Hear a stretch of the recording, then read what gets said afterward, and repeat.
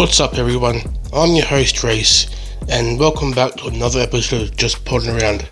And today, we're talking about one of my absolute favourite nights of the wrestling calendar, Money in the Bank 2025. Now, listen, if you missed this one, you might want to cancel your weekend plans and run it back on replay because this show had it all.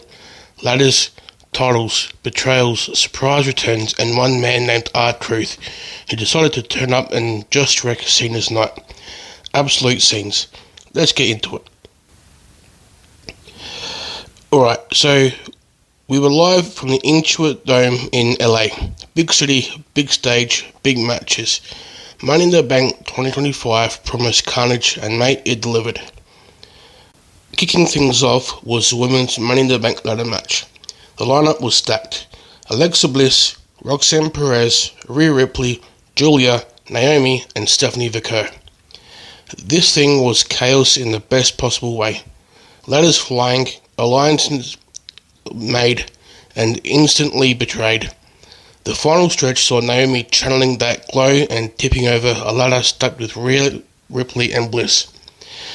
She grabbed that briefcase and secured herself a future title shot. Crowd popped, I popped, beautiful stuff. Now, a title defense was up next year. Dominic Mysterio still hanging up onto the Intercontinental Championship by the skin of his teeth. Defended against Octagon Jr. Of course, Liv Morgan was at ringside, doing Liv Morgan things, meaning shady interferences and distractions.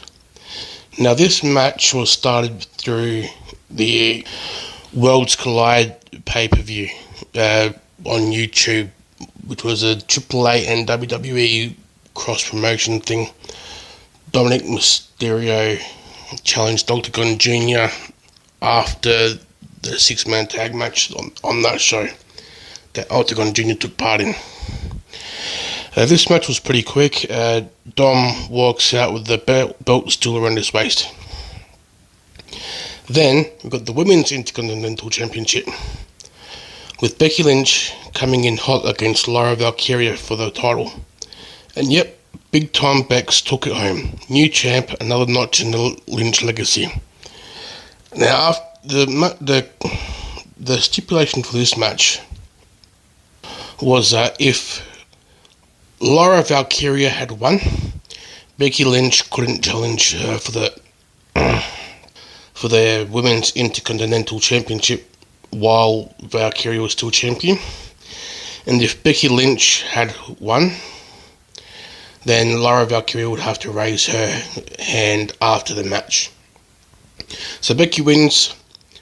She forces Lyra Valkyria to raise her hand, which she does begrudgingly.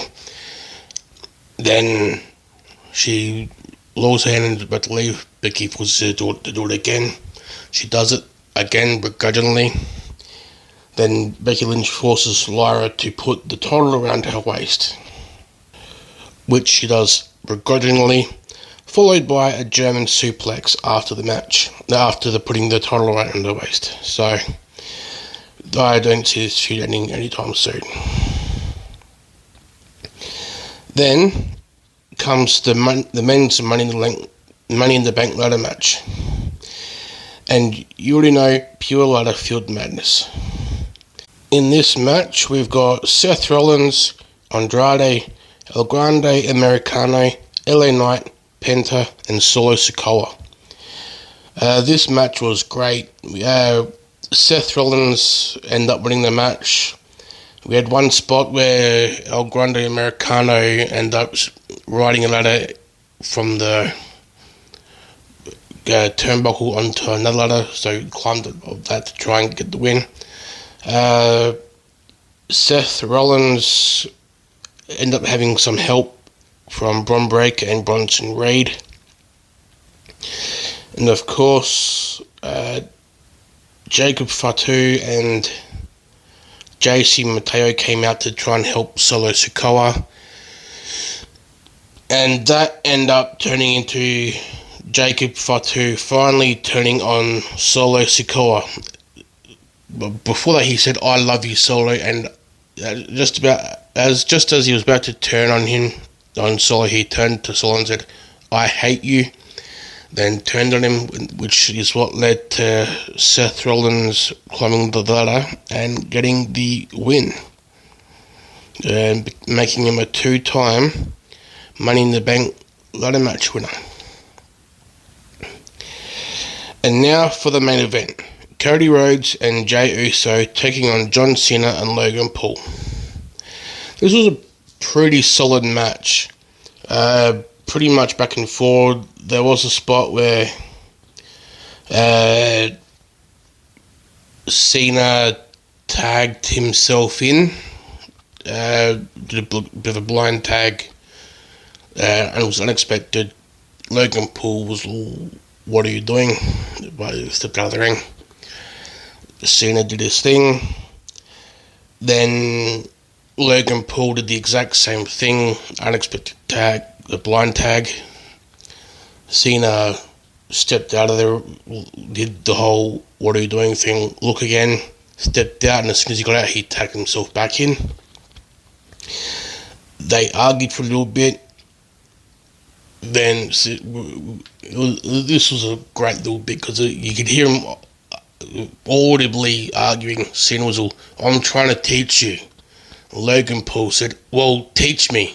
And Cena had this confused look on his face saying, "You want to be taught?" And that allowed Cody and Jey to get the upper hand.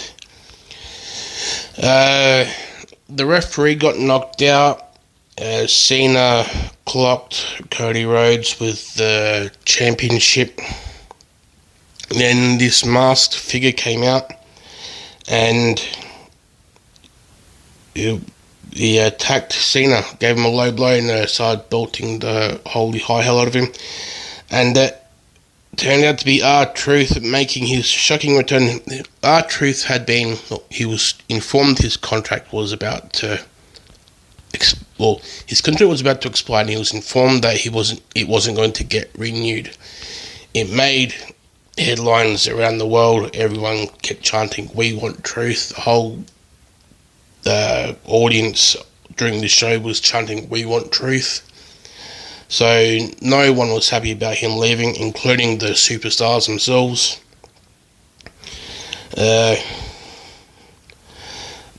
Him making the return, dropping Cena like a sack of bricks, and then revealing himself, the roof exploded. So Truth clocks Cena. Cody picks up the win, and just like that, Money in the Bank 2025 goes off the air with madness in the air. Overall, it was a solid event. Gets an 8 out of 10. The ladder matches were great. The title scenes shook up, and R-Truth reminded us why he's a national treasure. If you missed it, fix that. If you watched it, tell me your favourite moments. You already know the drill. Hit me up on socials. Drop a comment, a like, a cheeky 5-star rating if you're feeling generous. And that's a wrap for today's episode. I've been Reese, you've been you, and together we've been podding around. Catch you next episode.